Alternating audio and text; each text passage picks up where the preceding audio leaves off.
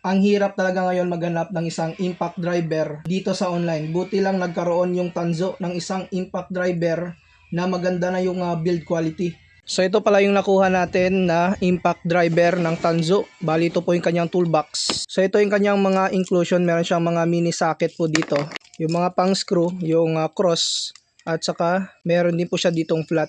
So dual battery yung kinuha ko dito, pwede kayo mag-order ng single battery. So ito po yung kanyang charger at saka ito yung ating impact driver mismo. So yung battery is 16.8 volts, so malakas na rin po ito. So lagay lang natin yung battery. Ayan. Meron siyang counterclockwise at saka clockwise. So yung motor pala nito is brushless motor. So yung torque power po niya 160 Newton meter. So meron pala itong speed 1, kagaya po nito, speed 1, speed 2 at saka speed 3. So ito yung test po natin. Maganda po ito, kagaya po nito kung meron tayong mga DIY na ganito, talagang magagamit po niyo ito. Yan.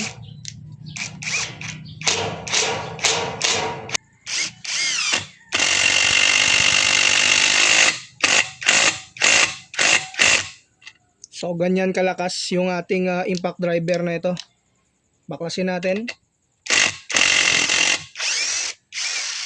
Ganon nga kalakas yung ating impact driver ng Tanzo na ito. So kung ako sa inyo, kung hanap po niyo isang impact driver na maganda na yung quality, so click nyo lang yung ating yellow basket kung gusto niyo mag-order nito.